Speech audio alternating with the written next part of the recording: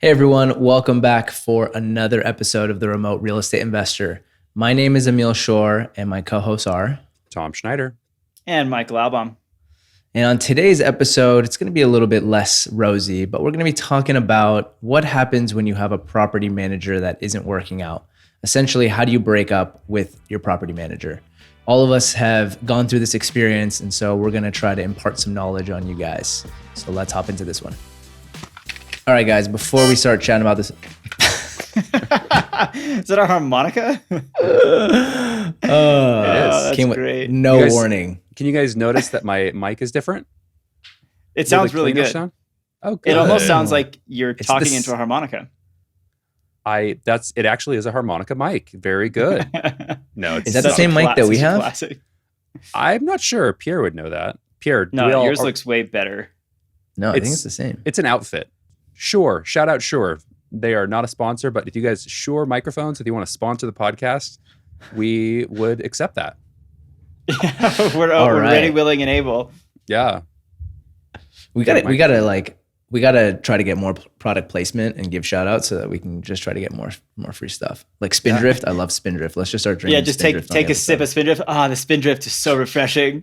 That Magic Spin Spindrift. cereal is so Delicious. good this morning. I know they advertise on podcasts. They're Uh, Spindrift. All right, guys. Before we hop into the stop laughing. Get serious faces, guys. Game faces. yeah, quit messing around. Game faces.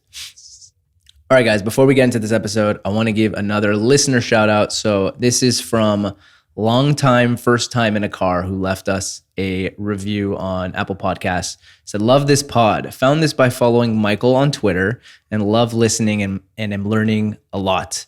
The hosts are also very friendly and engaging on Twitter, answering questions and suggesting pod episodes for subjects. Great guys and just overall helpful for learning about real estate investing. So this is a shout out to you specifically, Michael. Well done. Michael, what's your handle? Thank you. Is It's it really complicated. Money Try to Bags? remember. Yeah. It's at Album Michael. Oh, a reverse one. Nice. Yeah, but I think it just got assigned to me. I don't know. Emil got me hooked You on Twitter. You probably picked it. I don't think they assigned it. Or maybe, I don't know, maybe when you put your name in. If I had picked it, it would have been like Cool Surfer Guy 23. You know, They probably just I would make have a just- suggestion for you so that it's like really easy when you sign up, right? So it's not like you have to think too much and you can that change could it. very well be. I was pretty overwhelmed with the whole thing to begin with, so I was like, whatever, just basic is fine.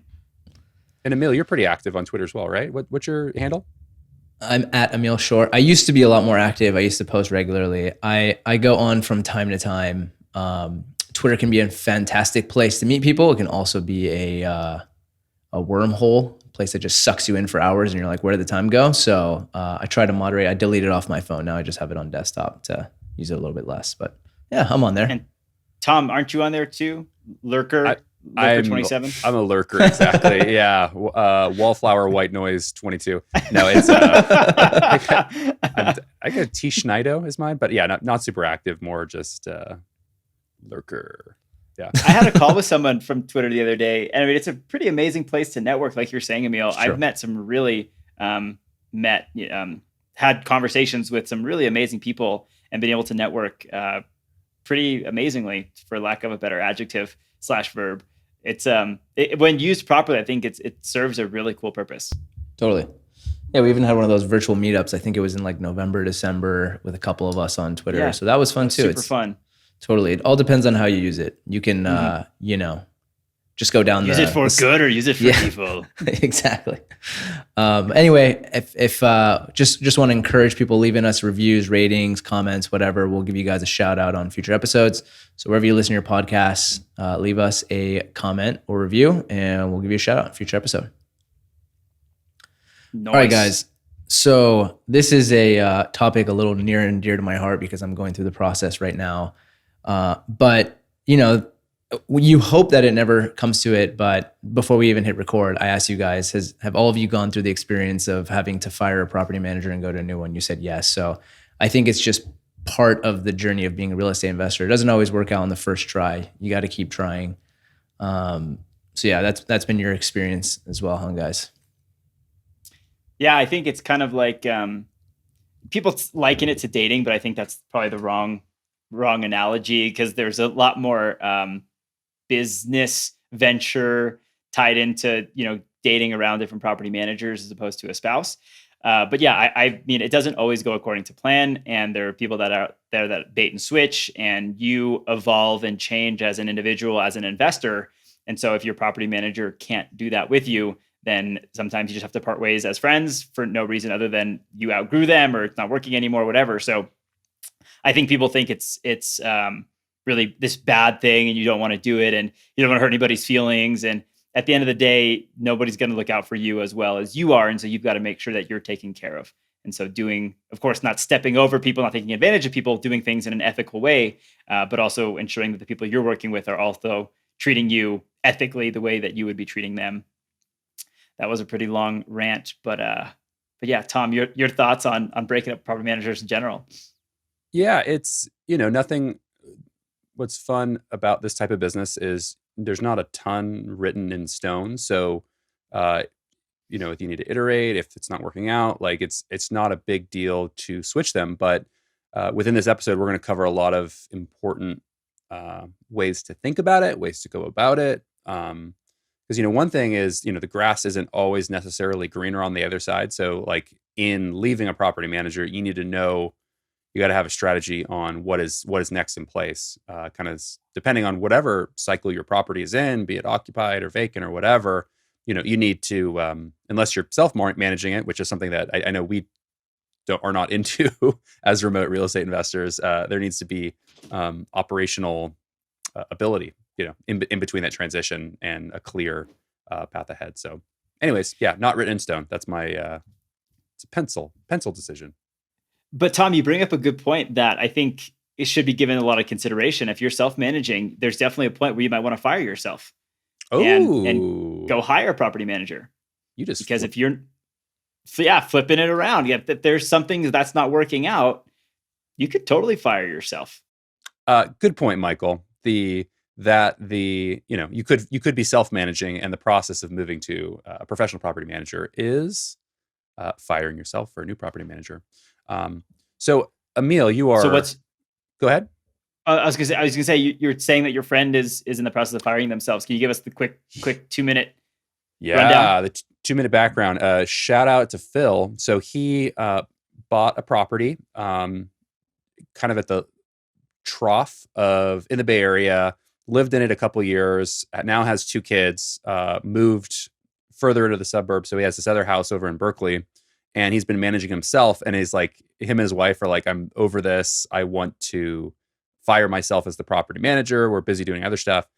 And some advice that I gave him is to time it out on the leasing. Like, if he doesn't mind doing one more round of leasing, he could save a ton of money, because property managers, they make a lot of their money on the leasing because they'll collect like a full month's rent. And if we're talking about Berkeley and this single family house, I don't know the exact rent that it is, but I would imagine it's probably like $4,000, $5,000. Like, man, that's a massive saving. If you don't mind doing that one lease and then handing it off to a property manager, that could be a great money saver on your way out the door of bringing on a new professional property manager. He should also look into Hemlane, friend of the podcast, friend of Roofstock, as a maybe interim solution. Because if property managers charging 10% of rent collect, that's $500. Yeah, that's some real dough, the leasing cost. So if you are firing yourself as a property manager, think about what cycle you are. If it's already occupied and there's not really much of a difference, like, I wouldn't recommend either direction. But if it's vacant and like rent ready and like about to be leased, like you might as well put that extra little bit of effort in and just complete this leasing cycle. But no shame if you don't want to do it and you want to just pay someone else to do it. So that would be my 10 cents to Phil. If you make to this episode, good luck. Nice. All right, Emil. It's hot on your head right now. Coming back, bringing it back. I'm curious. Do you guys? So we've all had to fire somebody. I'm curious. Do you think it was that you didn't properly vet them up front, or do you think it was? I've talked about this on the podcast a lot.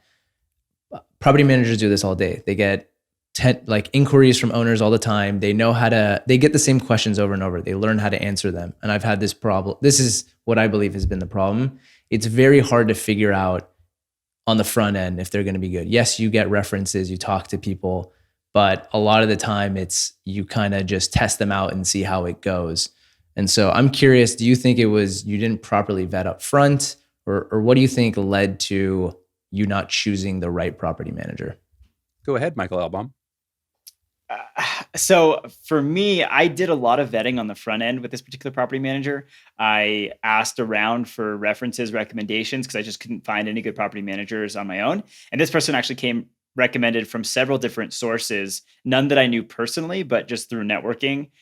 They came up and they were a member of NARPM, which is the National Association of Property Managers, I think is the acronym for that. And then talking to him, he was great. He had a business set up and he would manage a bunch of properties and he was very great to talk to. So I went through all the check boxes and steps that I would recommend anybody go through. Then once I closed on the property, that's when things started to get super fishy. And I should have known sooner rather than later that like this wasn't going to be a good fit. But it wasn't until like I had literally closed on the property that day and they were going to go collect keys from my agent that things started to go kind of sideways. And I was like, oh, like I don't really have a good backup plan at this moment in time. Like I better see this thing through. But I mean, it's just like, I'll just tell a quick story. Like my agent called, I put my agent and the property manager in touch and they're like, okay, cool. We're going to do a key handoff. Closing has happened. This is what we're going to do. And the property manager's like, oh, can you meet me in like the parking lot of a grocery store and we'll do a key handoff? My agent was like, what? No, like I'll come to your office. And they were like, oh no, like just meet us over here. And they're like, no, why can't we meet you at your office? Or like, come to my office. We'll do this like in a safe, secure location. And they're like, no. And they're like, stop talking and returning his phone calls. I'm like, what is going on? So my agent held on to the keys. He didn't give them. He wasn't just going to give them to these people. And so I did some more research and it turned out that these management company didn't even have an office in the town in which they were managing these rentals. They were doing it from a distance. And I'm like, I'm the remote thing. Like I'm paying you to be on site. That's not how this is going to work. So just a bunch of things went sideways after that. But that was like the first indication that I should have been listening to my gut that, hey, this is probably not going to work out. I can get into some of the other details about why they ultimately got fired. But I think people have pretty good intuition, especially when it comes to other people. And I think you got to listen to that little voice inside you that's like, hey, something just isn't quite right here. I've been laughing the whole time because this is exactly what happened in my most recent situation that I'm going to be talking about in this episode. It was right when we closed, all these like question marks started coming. They were saying all the right things, and then we closed, and all this funny stuff starts happening. And same thing. It was like gut feeling, like, oh no, what am I getting into? But like, yeah, you're like, all right. I've done all this vetting. Let me just see it out and see if it works out. And like probably 9 times out of 10, it's not going to work out if it's bad from the get-go. Have you had those bad feeling intuition and it like ended up being okay before? No. Yeah, that's what I'm saying. Like 9 times out of 10. I'm pretty sure with Emil, kind of with regard to contractors and property managers, accurate. Either I've been accurate or my wife's been accurate. I mean, she's got a really good feel for this kind of stuff too. So she often overhears a lot of conversations like, Michael, I don't have a good feeling about this. I'm like, no, it's fine. And then it ends up being horrible. I'm like, oh my God, like so stupid. So I think, when apologies, I missed it. Like, was there anything specifically you would have done in the vetting process that you would have done differently? Apologies that I'm repeating running. No, not at all. I don't know. I maybe would have called more of their references, but like I did that and I spoke to some people. So tough to say. Maybe would have had my agent go meet them face to face and say, hey, we got to do where I'm having my agent screen for property managers. Yeah. Let's sniff test. Like, my agent, get them involved. My agent needs to smell you. Yeah. Right. So make sure you shower. Physically smell you. The tough thing about references is how do you, like, they're telling you people that they obviously have a good relationship with. You know what I mean? So it's like, I get references and you should check them, but I don't know, man. References are tough. They can just send it to somebody that, is really buddy with them, and you're not going to get an honest assessment. Yeah. I mean, these people even had good Google reviews, like good ratings and stuff. And I was like, that checks out. So same. Yeah. Tom, to your question, I don't know if I would have done anything differently. I think that's fair. Yeah. So for my breakup story, I definitely would have done something differently. I feel like this is where we should. Okay, and now go into commercial. And I had a good comeback. Just and kidding. stay tuned to hear what Tom would have done differently. Yeah, exactly. No. Okay, so what Tom would have done differently. So in my scenario, this is a property that was in Jacksonville, Florida. I went through the exercise, talked to the property manager, got their operating metrics, talked to them about their standard operating procedures, got references, and I find out after post ownership that my property is in a satellite office that they just launched. They had one person totally overwhelmed and didn't do a good job managing the property.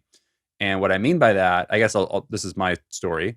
So I'll just continue to. So everybody else, shut up. This is my story. Stop talking. Just kidding. No, so I'll just continue to unfurl. No one was talking. So, go ahead.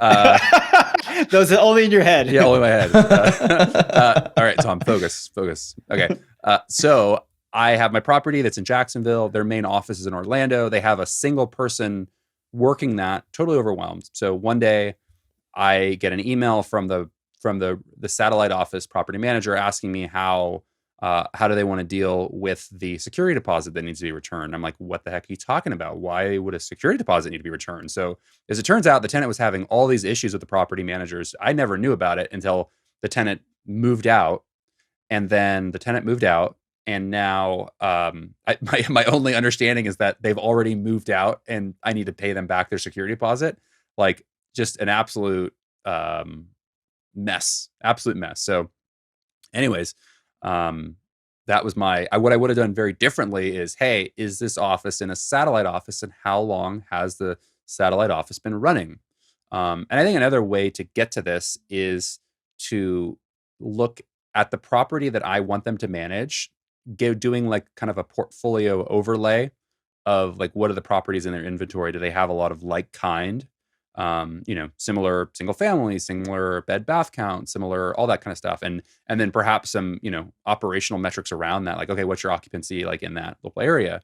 And you might feel like you're being over the top and asking these questions, but I'll tell you what, it is so much easier to do, be a little bit annoying upfront and asking a lot of questions than having to deal with, changing property managers, just as that's, better to cut twice, measure twice, cut once. Yeah, that's the order you want to do it in by kind of going over the top. So that's my little story about how I learned about the property manager being bad and then firing the property manager. So anyways, that was I would have done that differently. Go ahead, Emil or Michael, somebody take the mic from me. So yeah, no, I was just going to ask the one person in that satellite office, were they doing the leasing and the management and the accounting? Were they kind of a one person operation?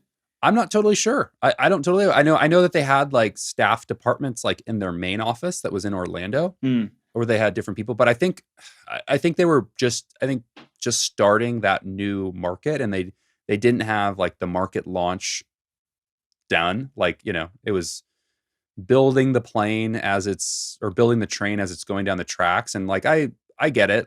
I think that's important for businesses to do that to grow, but it's I don't want to be on that train while it's going down the tracks. I want somebody you else. Don't want to be the guinea pig. Exactly. I want somebody else on the train while, it's doing that. That's a great analogy. Yeah. Yep. Man, so how did you end up firing them? I found out that they were bad, that this was happening, and I'm I was really confused. So then I talked to my original account salesperson that I talked to, who's probably their whatever director of sales or whatnot. I'm hey, this is not working out. I just found this out, and they totally got it. They're okay, yeah, Tom, that makes sense. Let us know, what you want is kind of the next steps. And I did this via email, and we could talk a little bit more about different, methods of having this communication. But I found another property manager that I had for another few years. I ended up selling the property and doing a 1031, which was awesome.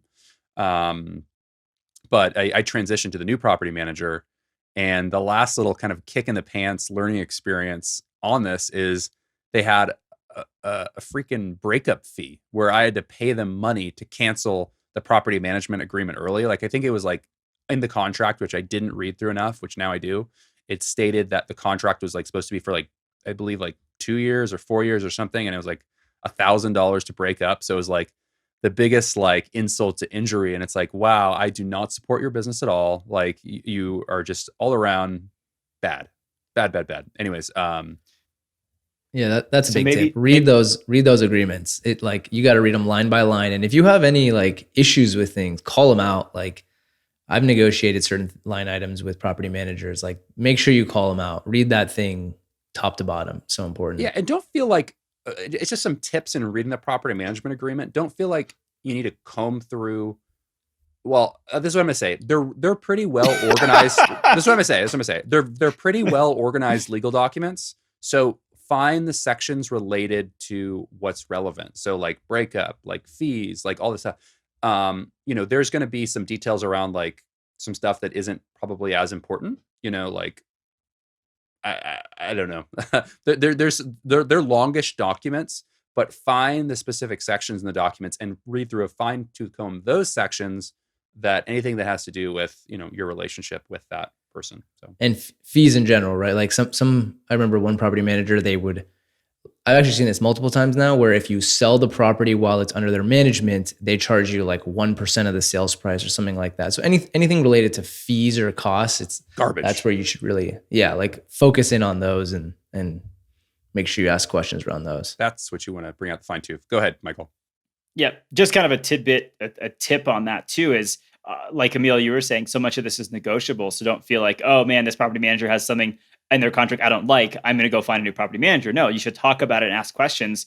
Something that I ask for in all of my property management agreements is a property manager guarantee. So if they have to evict somebody in the first 6 months of their lease, they place a new tenant for free and don't charge me a placement fee. So that way they put their money where their mouth is. They're not just getting people in there churning and burning.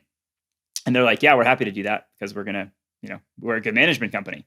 So I think that there are things you can ask for and you don't know unless you ask. I know there was a student in the academy I was chatting with and he's like, oh, the management fee is too high. It doesn't make the numbers work. And I said, ask for a lower fee. And he said, okay. And then he did. And then they said, okay. And he's like, cool, the numbers work and I love the manager. It's all great. So you don't know until you ask. And the worst they can say is no. What's that? Wayne, is it a Wayne Gretzky, Michael Jordan? Do you make zero of the shots you don't take?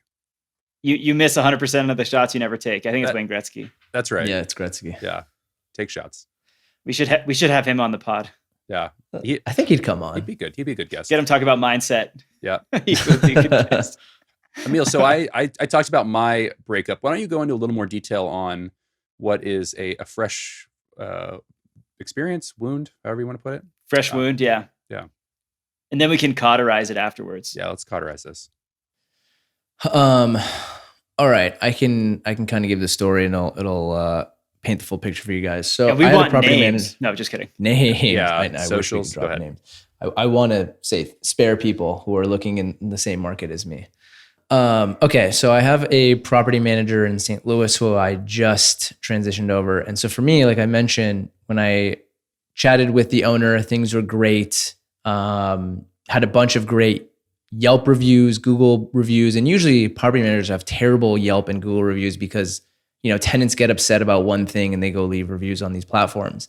But so the fact that they had great Google reviews, great Yelp reviews, I was like, oh man, this must be a great sign. Like no property manager ever had that. So everything was good. I had a good rapport with the owner. And then we took over and all of a sudden it was like communication became terrible with his team. Like once it got from owner to the team, everything just sucked after that point. And that's kind of where I found the issue is like, I'll talk to the owner, they're sharp, they're on it, but their team just can't deliver on all the things that they kind of promise.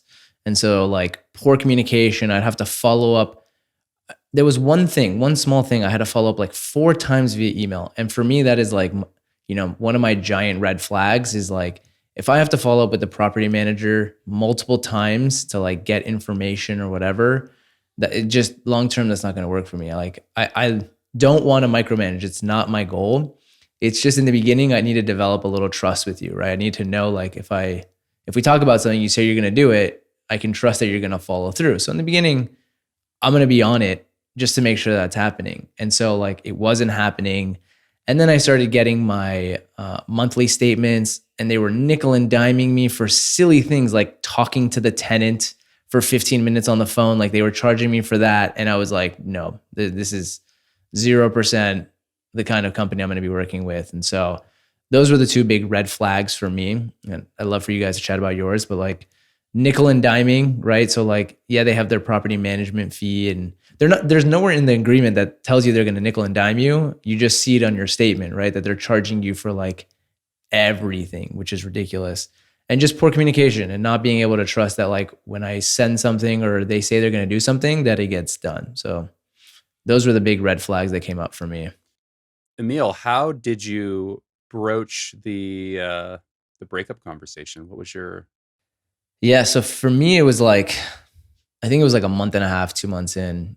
And I had tried to remedy it. Like I had a conversation with the owner, right? He tried to like make it better. And it was just it was the same stuff, poor communication. And I just felt like, again, we talked about the beginning of the episode. I feel like once trust is broken, once you have a bad feeling in your gut, it's very rare that the ship turns around. So I think it was like 2 months in, I just mentioned like, hey, I've identified another property manager. Like, I just don't think this is a good fit for either of us. You know what I mean? And I'd like to transfer service. It's just really basic. I didn't like grill them or say it wasn't harsh. It was just like, hey, this isn't really the right fit for me. Yeah. I'd like to transfer over. Didn't need to kick a dead dog. A dog down. Yeah, exactly. Oh, harsh there, dude. That's a saying. I didn't come up with that. Yeah, kicking dead dogs. Kick a dog while it's down. Let a down dog lie. Go ahead. Yeah. Go ahead.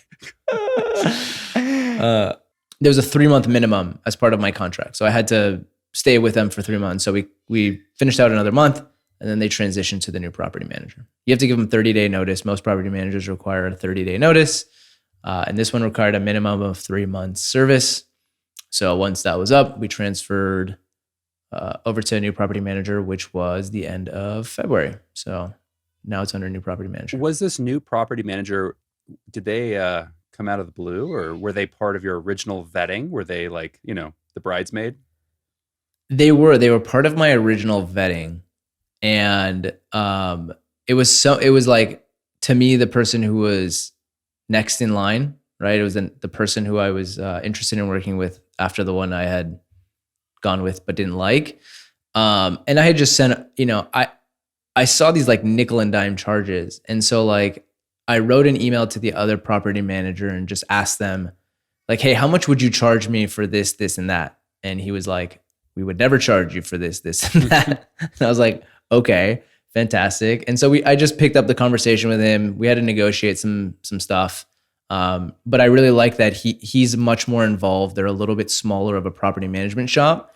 And I go directly through him for a lot of things. So like that relationship that I've developed with the owner, I get to maintain that for now. So that is part of the reason I like this property manager and wanted to test them out next. It's a funny psychology thing where you probably, went to the other one because they like, were bigger and appeared to have like a bigger footprint, but it's like, man, that personal, interesting psychology thing. I don't know. I've fallen into that trap before too. It could go the other way too, though, right? If you're a bigger shop, you may have better processes in place and operations and all that. But smaller, you may get more of that like personal touch, like being able to call the owner. And so I'm trying it out. We'll see how it goes, and hopefully I'll have some good news to report in a couple months. So that's my story. What about you guys? I'm curious. Go. I want to come back to something that you said, Emil, in that you said the communication was so poor. And if we asked the property manager how their communication was with you, they might have said, oh, it was great. It was super on point. And so I think expectation setting is so huge on the front end because you might think one thing is good and they might think something entirely different is good. And so asking, hey, if I send you a text, email, voicemail, how long should I expect before someone returns that? And if they say 3 days and you're thinking it should be 2 hours, there's a big misalignment there. And so you want to make sure that everyone's on the same page to begin with. And again, just lessons learned from things going south quickly. And so asking those questions, we put together that property management questionnaire as part of the Roofstock Academy and talking through, hey, what are your expectations of me and what are my expectations of you? Let's have this out on the front end so that way nobody is having unmet expectations. Yeah, that was the follow-up conversation I had with a property manager that I mentioned. But it was bad. It didn't go anywhere. yeah, and the nickel and like they're not going to change their nickel and diming. You know what I mean? Like the way they charge their owners. So I was like, this isn't going to work for me. Yeah. Makes sense. Especially once it's already the ship has left the dock and you're already like, you might, I feel like you have a little bit more negotiation power up front, in talking that before, but once Totally. Cool. Michael, do you want to elaborate a little more on your experience? Sorry. Yeah, I'd be happy to. I love the transportation analogies, the building the plane in the air, the train on the track, ship leaving the docks. Dogs Planes, on the trains, and ground. automobiles, man. Yeah, dogs. You know what they say, I love Michael? Everybody has different learning styles, so you just gotta like blast out, a lot of just analogies. Yeah, pepper spray everything you got. Pepper spray. There we go. Now you're using weapon. I definitely didn't mean to say pepper spray. The expression is definitely pepper. No, you're pepper stuff in there. You're getting it. Go ahead, Michael. Shoot it from the hip. Yeah. So, I was saying, so things started being weird with this property manager day one at close. And then after that, I was just like, when I called him before I hired the property management company, it was always great. He was always happy to hear from me. We had great conversations. He was a sharp guy. And then like, as soon as I hired him, it felt like every time I picked up the phone to call him and he answered, he was like, what? I'm like, oh my God. Like just him talking to me was so exasperating. And he just like didn't want to be on the phone with me. And whether that was because I'm a bit like Emil in that before I let somebody really run a full, run with a property, I'm going to make sure that they're doing what they say they're doing. And so I'm going to over communicate and probably be overbearing. But that's what I'm paying them for. And so I want to make sure that things are getting done. They haven't earned the right to run freely yet. So I was being very overly communicative and I was trying to make sure things and repairs were getting done in a timely manner and checking up on the bills that were being put on the account and making sure that things were checking out. And so it just got to a point where he was just like so fed up with me that he basically handed me off to his wife, who we also worked with. And I was only communicating with her. And she was lovely. She was wonderful to work with. And she never made me feel like I was a pain in the butt by calling them. And so she was very communicative. So that was better. But then I just started seeing these bills, kind of like Emil, like nickel and dime bills. And they were adding an overage onto the utility bills that they were paying for me. And I was like, where is this in your contract? And they were like, oh, yeah, it's not. We'll refund that. And I was like, you can't just start charging people for something because you feel like it all of a sudden on a whim. And so they're like, oh yeah, okay. And then they couldn't get the rehabs done that I needed.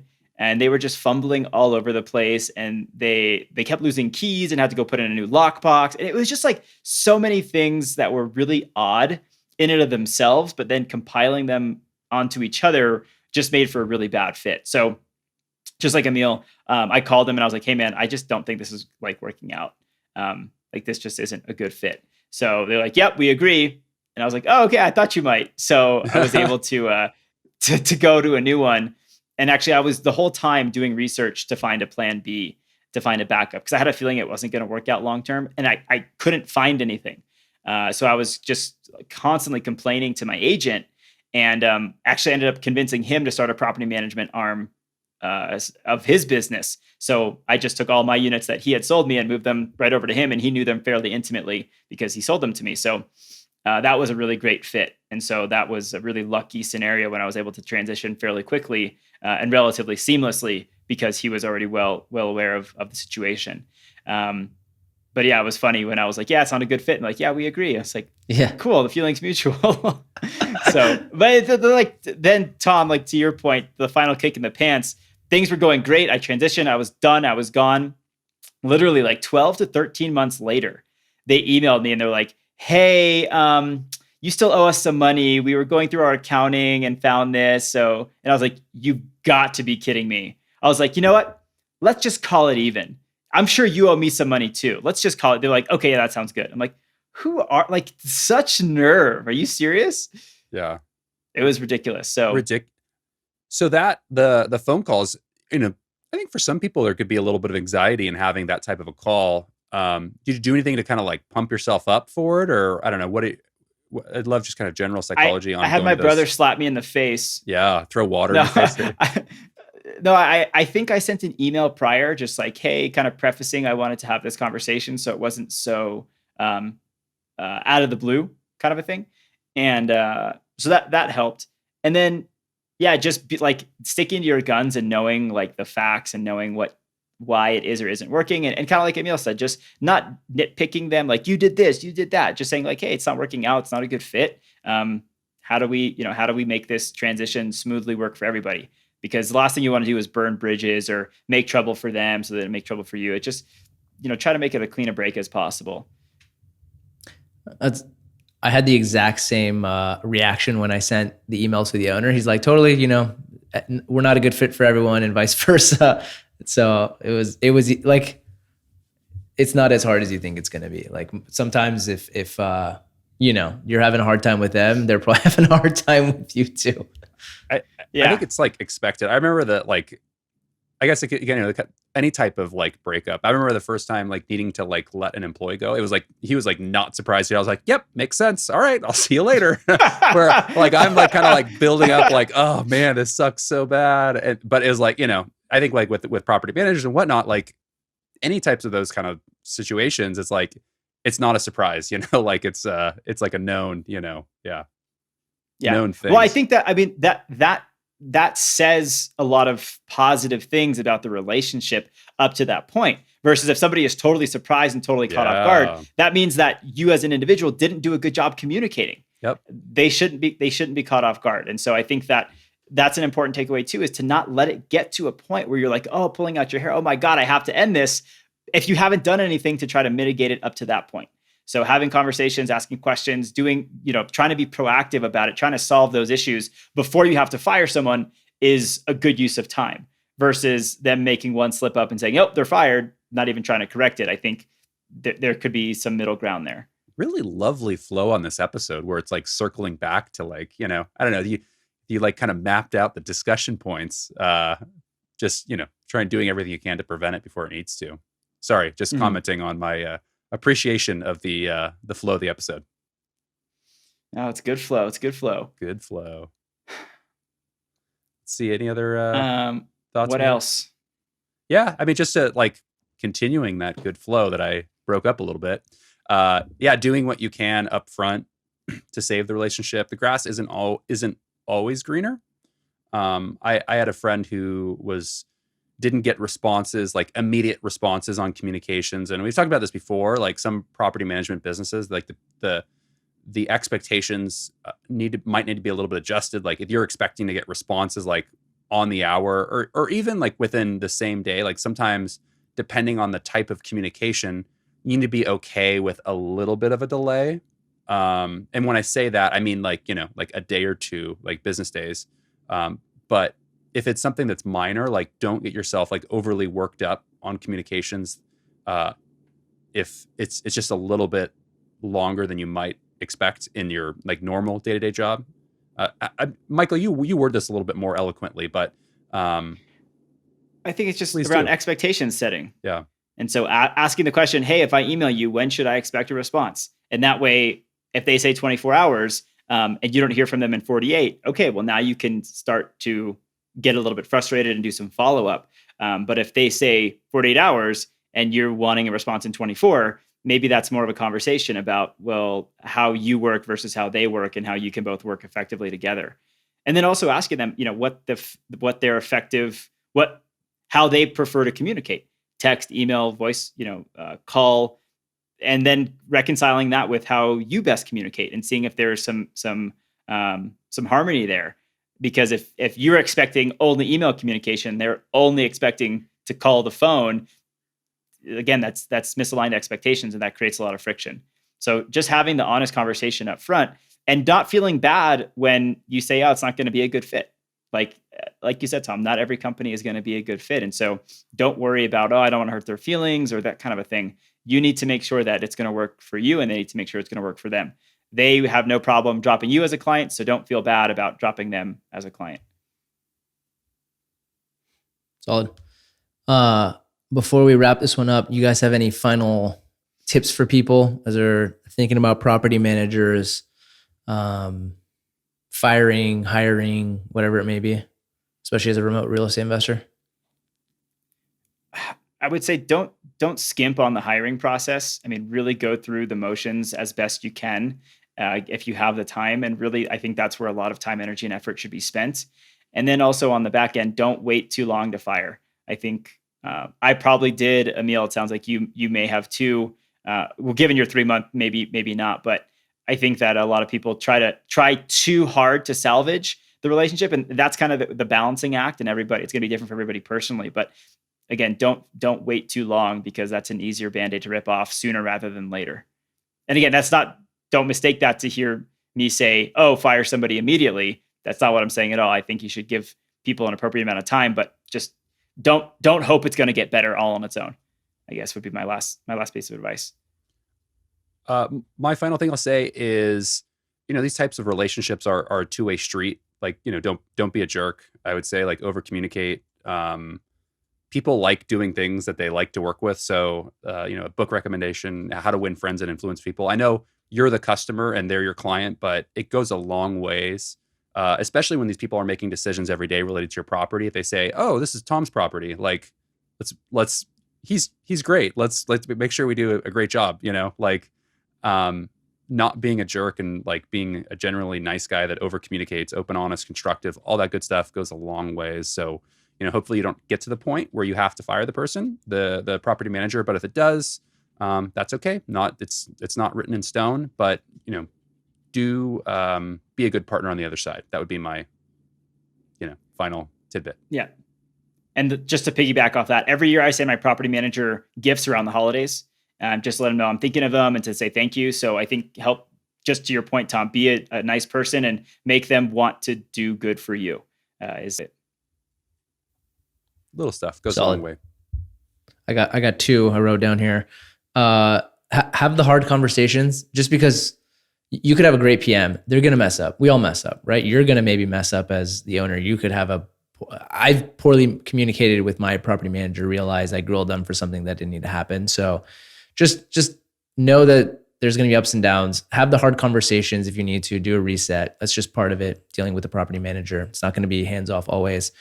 And then something I'm trying to incorporate now is I want to get recommendations from other remote real estate investors and local investors. I want to know they have a good footprint locally, like multiple people in the area are recommending them, right? They have a good reputation. And then I also want to know a couple other remote investors, right? Because we have different challenges being remote, and we want to know that like they're doing good by other remote investors who aren't in the area. So that's kind of something I'm trying to incorporate as I look for new property managers. That's it. That's all I got. Nice. That's great. This is a good one. Yeah, nice job, guys. All right, with that, let's end it here. Thank you all for listening to this episode. Again, leave us a review, a rating. We'll give you a future shout out on an episode. And happy investing. We'll catch you on the next one. Happy investing. Happy investing.